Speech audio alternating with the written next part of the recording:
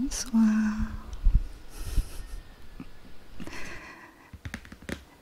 Je voudrais vous souhaiter la bienvenue sur ma nouvelle chaîne qui s'appelle Occulte ASMR. Alors, vous allez vous demander pourquoi et le rapport qu'il y a entre l'occultisme et l'ASMR. Tout simplement parce que cette chaîne va être une chaîne de relaxation, toujours par la technique de l'ASMR, mais je vais l'utiliser sur le thème des arts occultes. Vous aurez donc toujours du son binaural, du tapping, du scratching, mais en même temps, vous aurez une connaissance approfondie des arts occultes qui passionne de plus en plus de monde et surtout certaines personnes.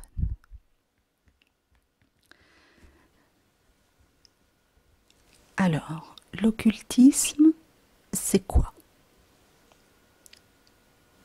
Eh bien, ce sont des disciplines que l'on peut qualifier de mystérieuses, paranormales ou parfois surnaturelles, pour lesquelles la science n'a pas de réponse ni de certitude.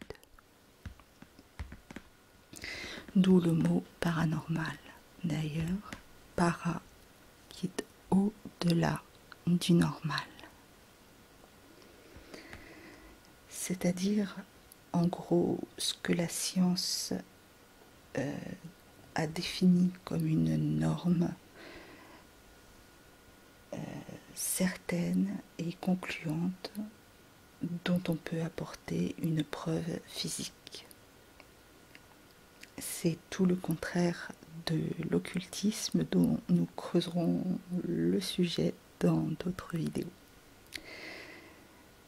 Alors, ces vidéos, en plus d'être relaxantes et de vous apporter bien-être, détente, vous donnera un maximum d'informations claires et objectives, mais aussi positives dans le domaine de l'inexpliqué. Pour commencer, je vais vous présenter un coffret et je vais pour ça devoir descendre doucement mon micro binaural, qui est un coffret comprenant plusieurs arts qu'on appelle les arts divinatoires. La radiesthésie, le spiritisme, les runes, les tarots. Je vais l'ouvrir devant vous.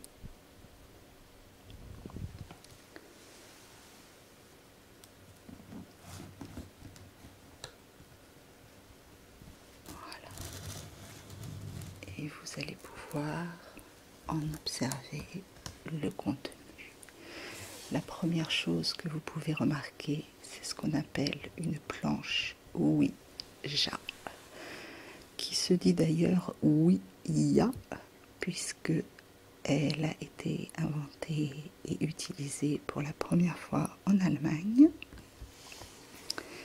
Ici, c'est une planche en carton, puisque dans ce petit coffret, en fait, tout est réduit au minimum. La planche Ouija s'utilise avec une goutte qui est ici en bois et qui permet de contacter les esprits. Voilà.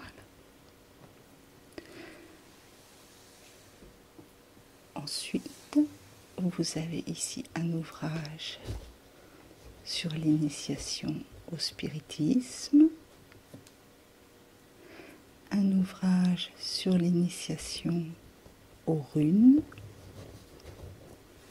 les runes, qui sont des pierres ornées de symboles et qui, en fonction de comment elles sont lancées,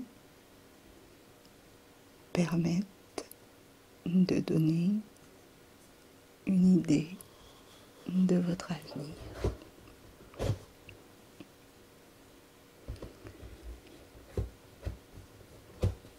Ici, vous avez un ouvrage sur la radiesthésie. La radiesthésie, c'est tout simplement l'utilisation du pendule. Et nous allons passer au plus intéressant dans un premier temps, qui est la divination par les tarots. Alors, il faut savoir qu'il n'existe pas un tarot, mais plusieurs tarots, puisque au fur et à mesure des siècles, au fur et à mesure des années, les tarots ont évolué et de nombreux artistes se sont évertués à les décorer, les dessiner de façon particulière et un peu à leur goût. Et donc on retrouve ici en mini, adorable, l'ancien tarot de Marseille, qui est le plus connu, qui est ici en version miniature et bien évidemment pour pouvoir tenir dans le coffret. Et vous avez ici un tarot de 78 cartes que l'on appelle des lames. Et comme vous pouvez le voir, les dessins sont très différents. Mais on détaillera ça dans d'autres vidéos.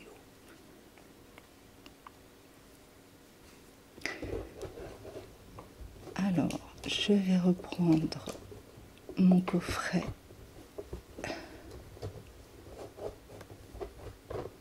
en guise de support micro.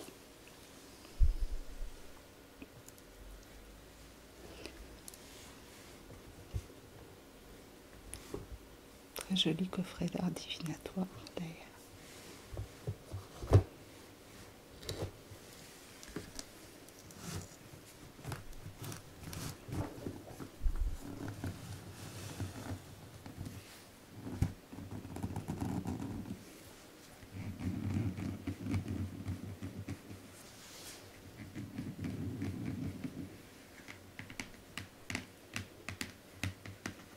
Sur lequel on peut absolument pratiquer le tapping, le scratching.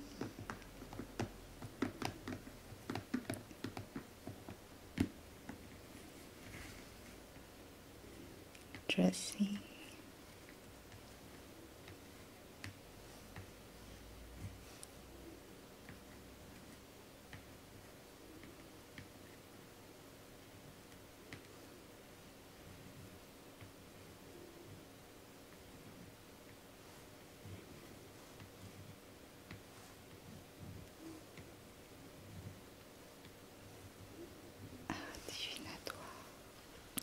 Concernant les tarots, la première chose, c'est d'apprendre à les connaître pour pouvoir les utiliser. Il existe des ouvrages comme celui-ci qui est édité par les éditions Trajectoire, qui s'appelle l'Histoire du tarot, qui est un magnifique ouvrage qui reprend les tarots, l'histoire des tarots depuis leur début comme jeu de cartes et leur évolution vers un jeu de divination. Puisque aujourd'hui, ils sont utilisés essentiellement pour la divination et pour avoir connaissance de l'avenir, mais ce n'a pas toujours été le cas. Au Moyen Âge, il faut savoir que ces cartes étaient utilisées comme de simples cartes de jeu. Alors, personne n'en connaît la provenance exacte, et à ce jour, il existe, comme je vous le disais, des multitudes de jeux de tarot illustrés par différents artistes, mais le principe divinatoire reste le même, et c'est ce que vous retrouverez la plupart du temps dans ce livre. Nous le détaillerons davantage en abordant le thème des tarots. En revanche, je peux vous présenter quelques exemples de tarots, comme par exemple l'un dont la boîte a énormément souffert parce que je l'ai énormément utilisé, qui est le tarot hiéroglyphique. Un tarot qui ne comprend que 22 lames, c'est-à-dire 22 cartes,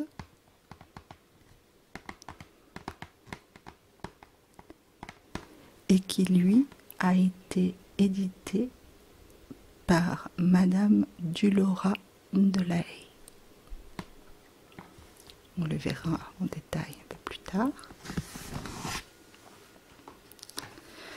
Vous avez le tarot de 1860 qui a été reproduit par Naipes Héraclio Fournier, réalisé en 1860 à Paris par Gigodet, qui se trouve au musée du jeu de cartes Fournier de Villorria, en Espagne. Il comprend, lui, les 78 lames. Un tarot très précieux, le tarot de Titania. Ce sont des cartes divinatoires qui permettent de lire votre avenir.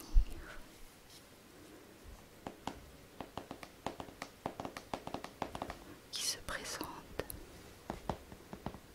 sous la forme d'un livre. Et quand vous l'ouvrez, vous avez d'un côté le contenu du jeu de cartes et de l'autre côté l'utilisation et la signification des cartes ainsi que les différents tirages qui peuvent en être faits.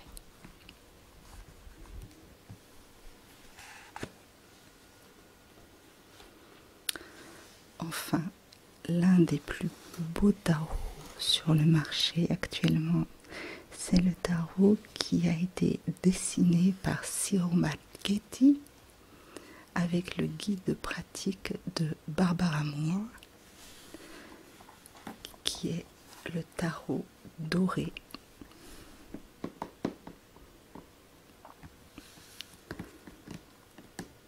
Dont les représentations sont absolument merveilleuses.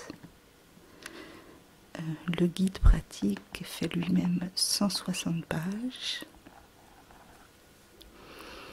et vous permet, sur un thème intemporel, d'avoir une idée de votre avenir en fonction des tirages qu'il vous propose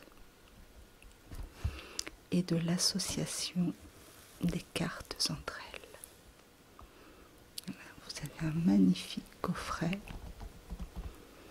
avec le livret qui recouvre les cartes situées sur le dessous.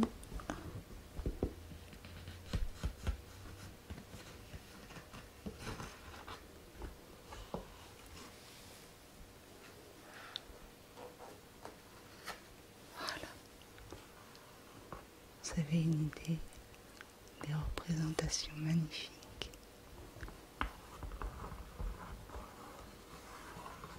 de ces dessins.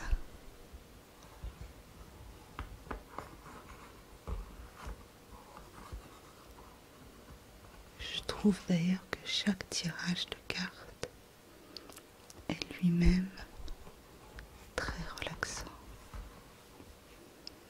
C'est très relaxant de tirer les tarots.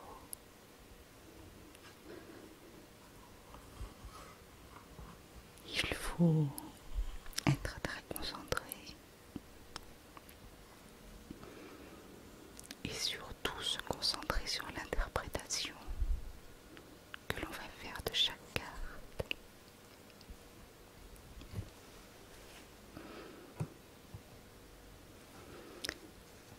Comme je vous le disais, le guide fait 160 pages et apporte un regard neuf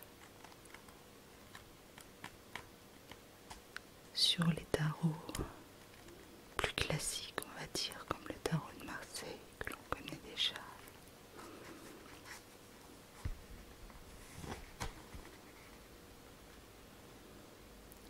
Et que les représentations ne sont pas du tout les mêmes.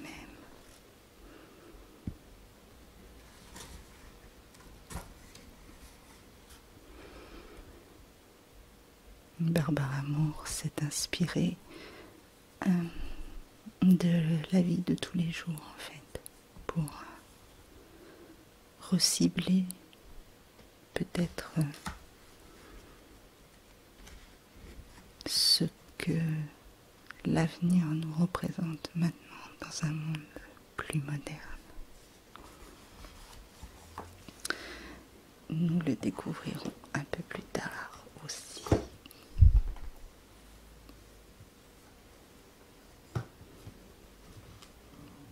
Mais je vous le recommande.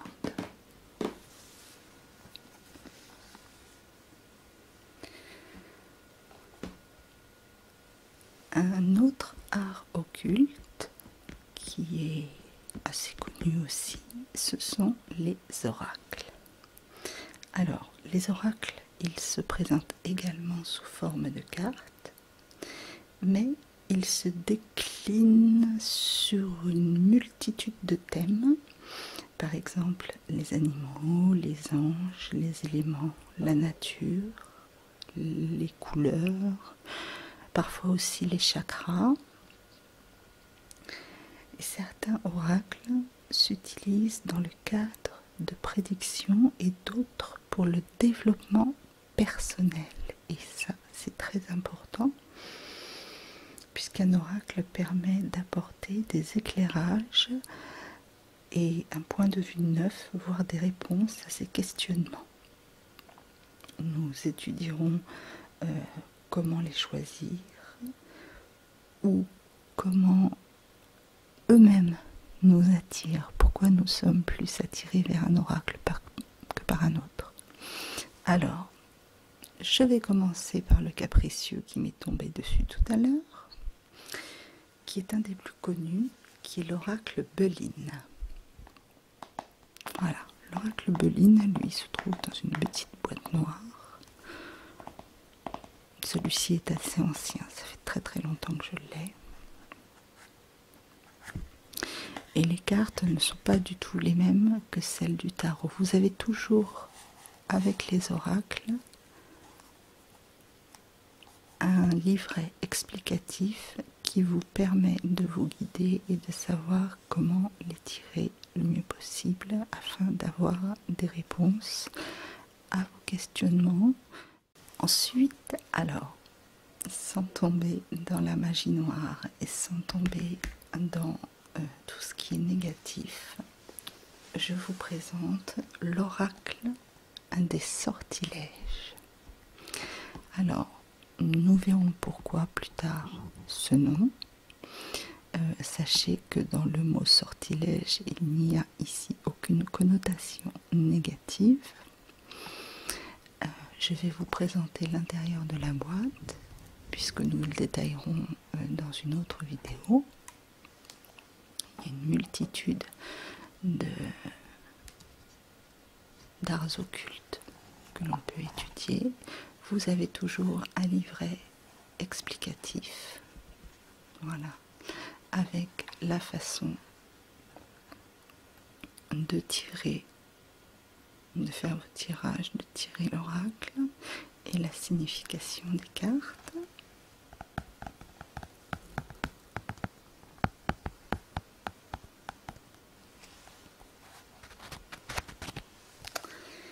Et vous avez ici dans la boîte,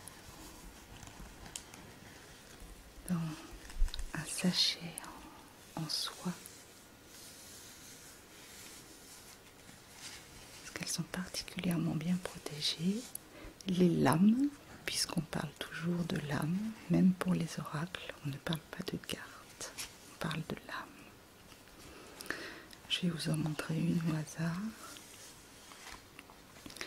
Voilà, ici vous avez la lame de l'énergie. Donc cette lame de l'énergie, vous pouvez voir ici la représentation ainsi que la signification de la carte.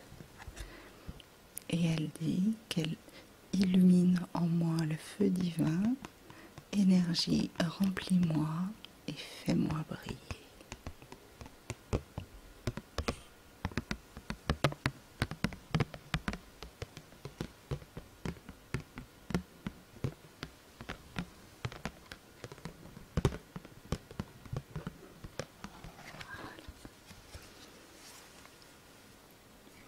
Nous étudierons aussi cet oracle avec plus d'attention lors d'une vidéo particulière. Alors surtout, n'hésitez pas à me faire savoir quels sont éventuellement vos arts occultes préférés, ceux qui vous intéressent le plus, ceux que vous aimeriez connaître davantage ou savoir utiliser, pour que nous puissions creuser la question ensemble et faire des vidéos un peu plus ciblées par rapport à vos propres intérêts. Ici, nous avons l'oracle lumière. L'oracle lumière, c'est un coffret qui contient un livre et un jeu original de 54 cartes qui a été créé par le voyant Patrick Jo, qui est assez connu dans le domaine de la cartomancie, et dont la simplicité des dessins, les formes, les couleurs sont hautement symboliques. Elles sont classées en 7 thèmes, où on parle aussi de champs d'influence, les cartes bénéfiques, les cartes négatives, les cartes saison, les cartes famille, transformation, travail et plaisir. Et il vous présente 5 méthodes différentes de tirage. 52 cartes et un livret de 168 pages avec lequel il est bien de se familiariser. Et enfin, le dernier oracle en ma possession, bien évidemment, c'est l'oracle spirit. L'oracle spirit, il est considéré aussi comme un jeu de spiritisme, il est fascinant. Il est constitué de 32 cartes qui sont particulièrement faciles à interpréter, puisque sur chaque carte, je ne sais pas si vous pouvez voir le détail, vous avez en fait les explications et les interprétations d'une carte en fonction d'une autre.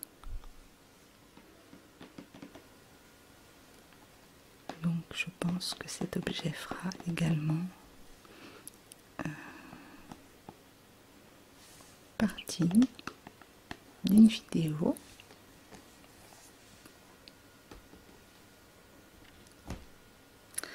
Maintenant, ce que je voudrais vous présenter, c'est le pendule. Le pendule, c'est l'étude de ce qu'on appelle la radiesthésie. C'est un outil de divination par excellence, dont je vous ferai une démonstration dans une prochaine vidéo, puisqu'il faut être particulièrement concentré. Il faut que le pendule réagisse aussi bien à mon énergie qu'à l'énergie fournie par le champ terrestre. Voilà.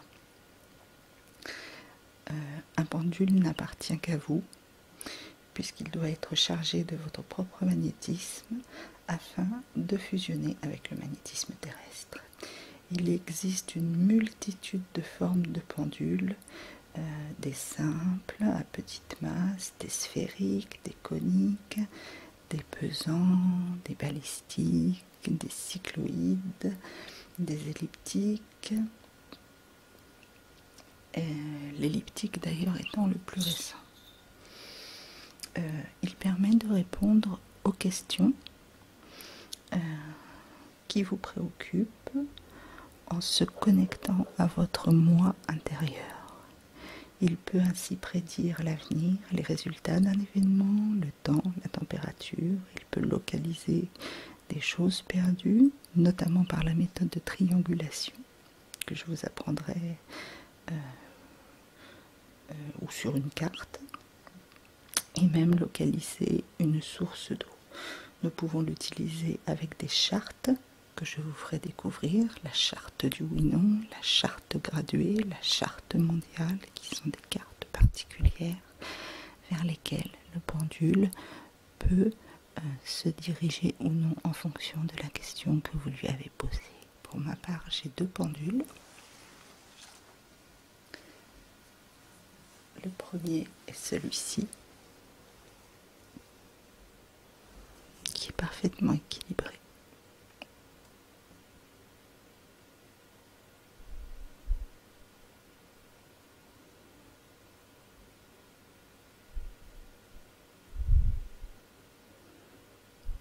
Je rentrerai dans les détails un peu plus tard.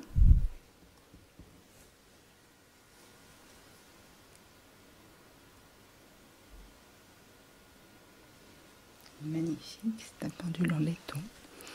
Il faut savoir que le pendule n'est pas... on n'est pas obligé d'avoir un pendule forcément en cristal, en pierre précieuse, chargé. Il ne sera pas plus efficace qu'un pendule beaucoup plus simple, qui sera simplement en laiton ou en cuivre. Moi, j'ai une préférence d'ailleurs pour les pendules qui vont être les plus simples. Je vous présente également ce livre aussi, qui a quelques années maintenant, puisque ça a été mon premier livre il y a 30 ans, sur le pendule, où les explications données sont très détaillées, parfaitement efficaces. Et c'est dans ce livre que j'ai appris à me servir des chartes.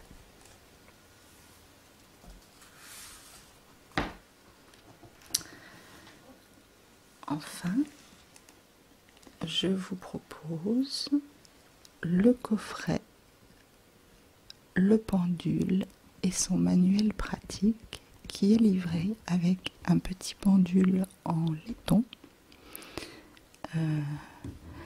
et qui permet aux débutants comme à l'initié de trouver des pistes de travail ou d'exploration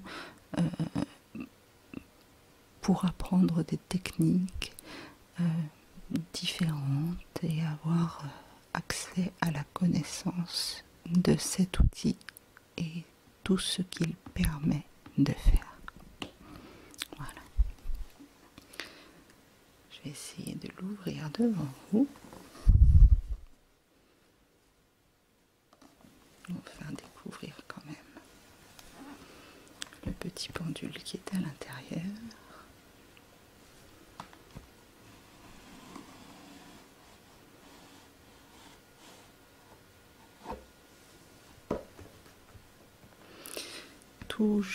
Toujours, vous avez le livret explicatif.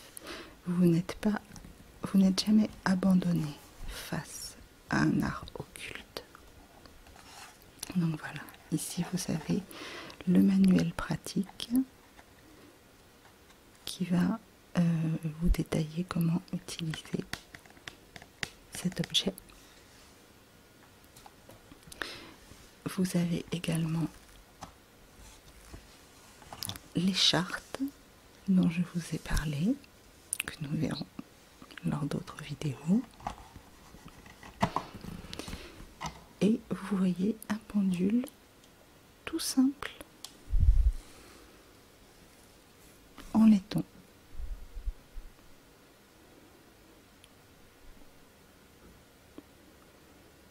Qui sera parfaitement aussi efficace que si vous aviez un pendule en diamant, en saphir ou beaucoup se font en améthyste aussi, je sais, mais qui ne seront pas plus efficaces qu'un pendule tout simple. Voilà.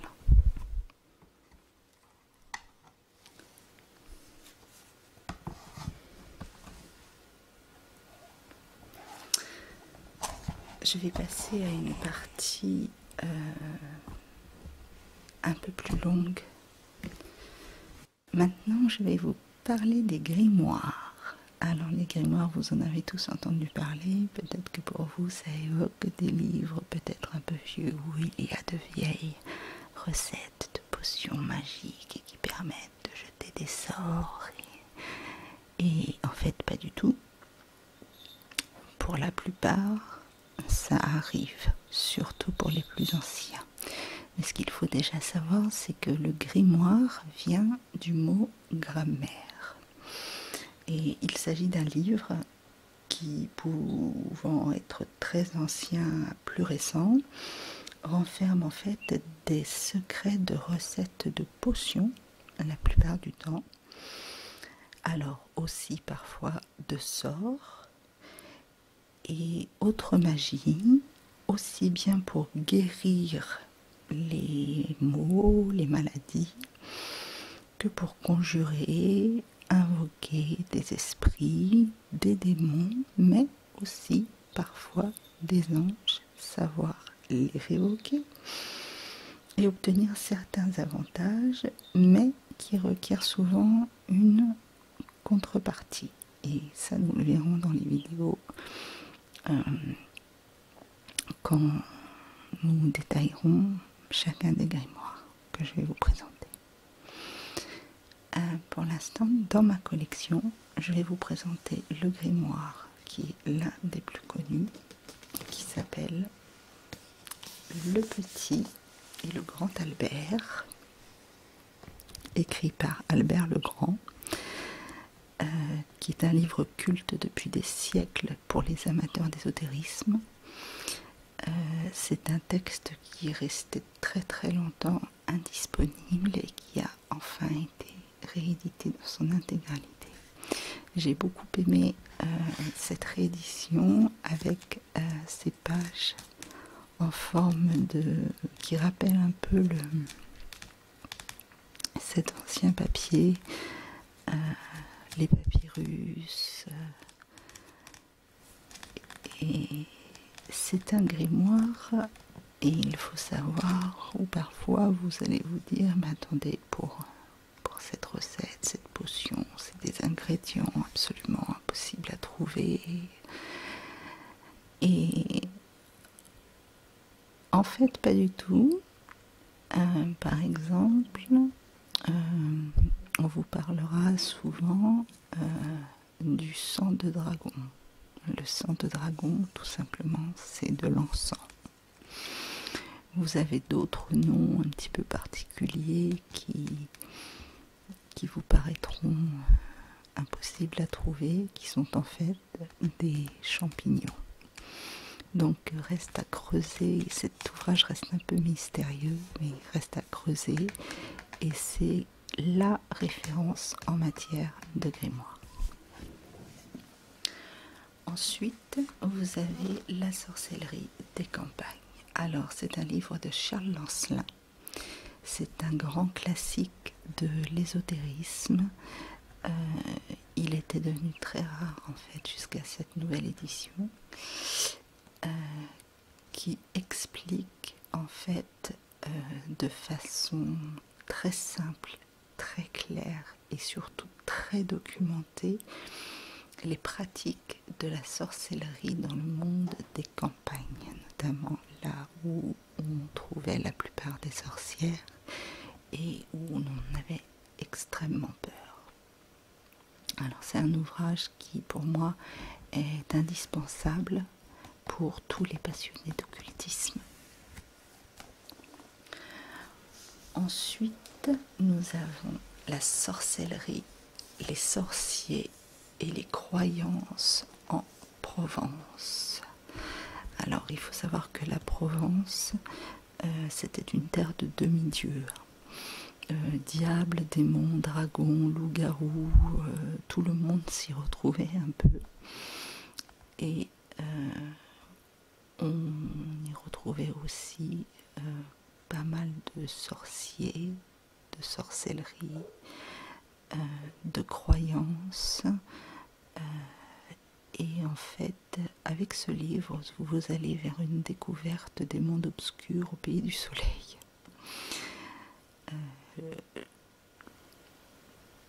Il est assez bien rédigé et même parfois on y trouve un certain humour, puisque l'auteur parfois prend un malin plaisir à nous guider vers le sabbat des sorcières, où Dieu et le diable mangent souvent au même chaudron. Voilà, je vous le recommande chaudement. Le petit manuel pour jeter des sorts. Alors ça, c'est un petit livre assez mignon, j'ai trouvé, qui vous permet de vous expliquer comment on utilise vos bougies, vos herbes, vos épices, les incantations magiques. C'est un véritable grimoire pour les gentilles sorcières. Et c'est un petit guide qui vous ouvre les portes des sorts les plus célèbres, mais détaillés pas à pas, que ce soit dans le domaine de l'amour, de la famille, du travail, des problèmes de santé, problèmes d'argent, de justice, qui a donc été remis au goût du jour.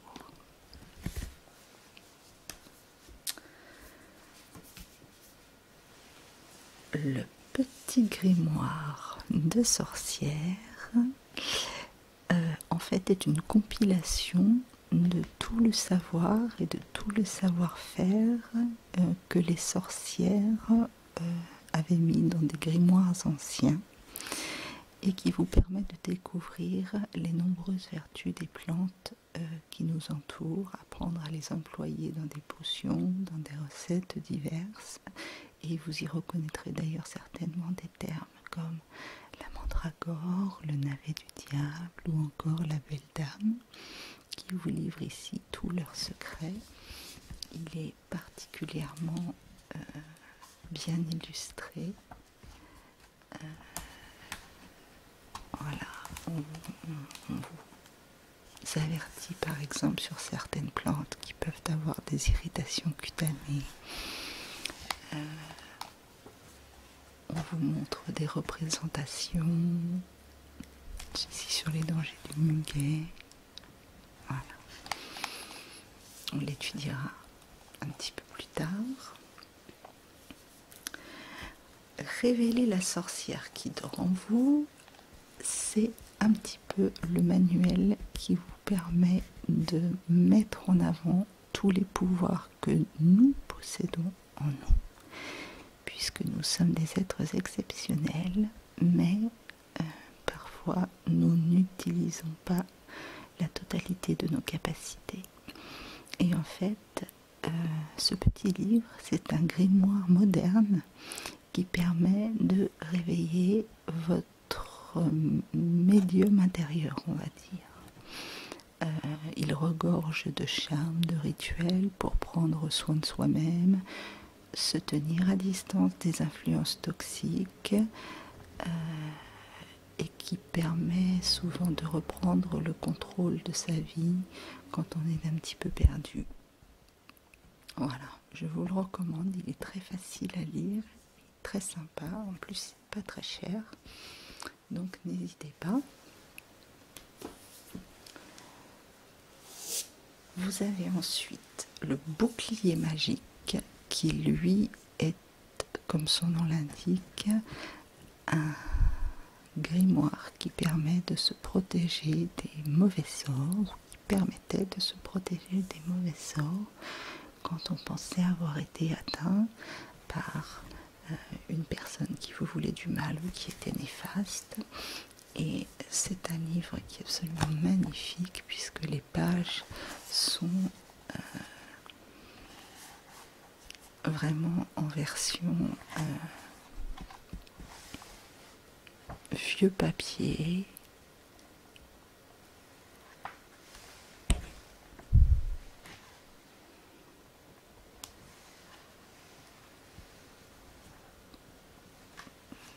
Voilà, vous en avez un petit aperçu.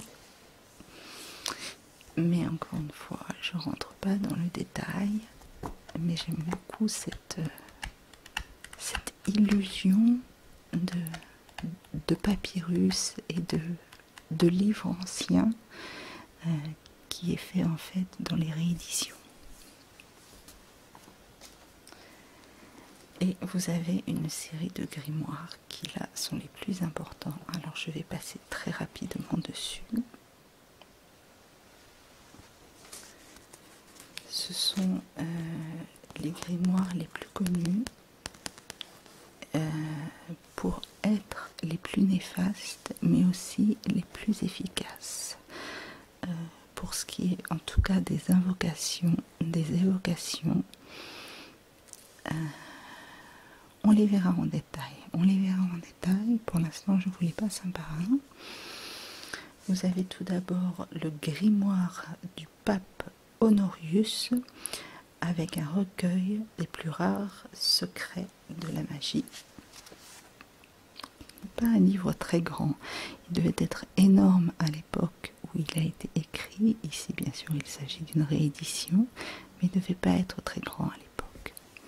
Ensuite vous avez la poule noire avec la science des talismans et des anneaux magiques. Voilà. Elle permet de conjurer les esprits et d'acquérir la connaissance des sciences secrètes, découvrir des trésors et déjouer tous les maléfices et sortilèges. Le véritable dragon noir, qui est également un recueil assez... qui contient des figures et qui contient surtout un avertissement qui vous dit ne lis dans ce livre ni le soir de 1h à 3h ni de 7h à 9h ni à minuit. Je ne sais pas si vous pouvez constater vous-même cet avertissement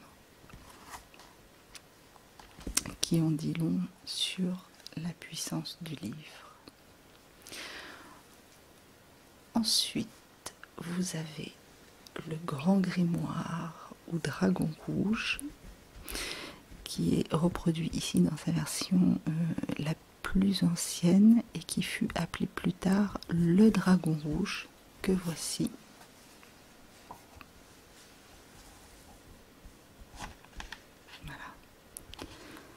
Où vous y trouverez exactement ce que je vous ai décrit précédemment. Surtout énormément de pentacles qui vous permettent d'user de protection.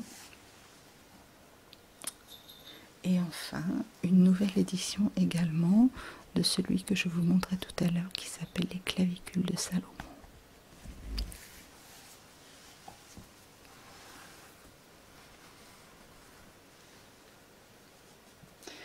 Enfin, vous avez aussi d'autres ouvrages qui ne sont pas forcément des grimoires, mais qui peuvent être fort intéressants si vous vous intéressez un peu à l'occultisme, à la magie, à la sorcellerie, surtout à pas forcément la sorcellerie au terme négatif dans lequel on l'entend souvent, mais le livre de la mort et de l'au-delà. Voilà. Ça, c'est un livre magnifique. C'est une chronique, en fait, des croyances et des pratiques les plus étranges et emblématiques sur la mort et l'au-delà que l'on peut trouver un peu partout sur la planète. Voilà. Alors, c'est un mélange de psychologie, de culture, de biologie, de physique, où vous pouvez découvrir beaucoup de choses et vous instruire sur énormément de cultures par-delà la planète.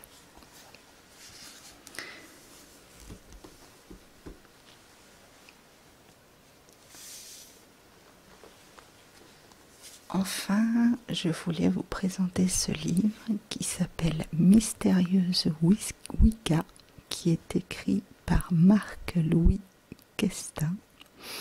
La Wicca étant une magie un peu particulière, puisque c'est une magie païenne. En fait, les Wiccans célèbrent les fêtes et les rituels de la nature, ceux des équinoxes et des solstices. Ils utilisent des formules secrètes, des magies vertes au tirage de runes. Chaque pratiquant doit se mettre au diapason des rythmes secrets de la nature immortelle, celle qui fut adorée dans la vieille religion. On se rapproche un peu des Celtes et des adorateurs d'Odin. C'est un livre qui est magnifiquement écrit. D'ailleurs, l'auteur, si vous pouvez le voir ici au dos, a écrit également un ouvrage sur la magie celte. Je vous le recommande, il est paru aux éditions Trajectoire. Vraiment, si vous vous intéressez à la Wicca et à la magie naturelle, à ce que peut vous offrir la nature, achetez-le, vous ne serez pas déçus.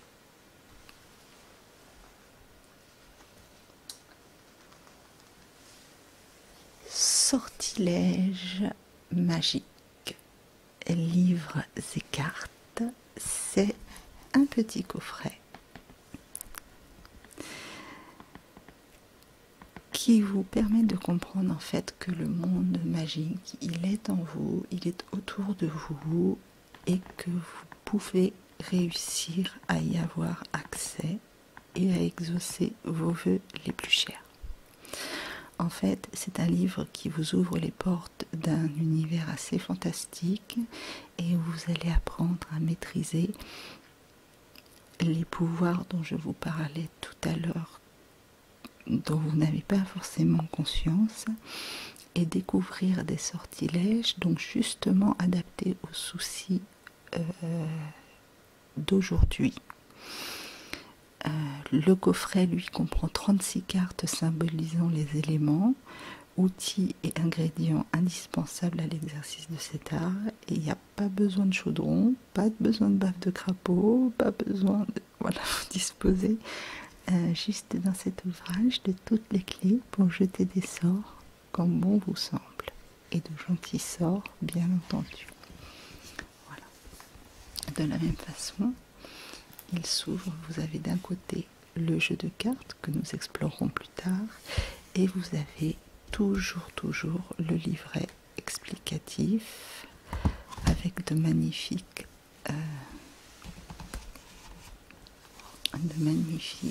gravures et des explications relativement simples. Si vous connaissez les dés de la destinée, je vous présente cet ouvrage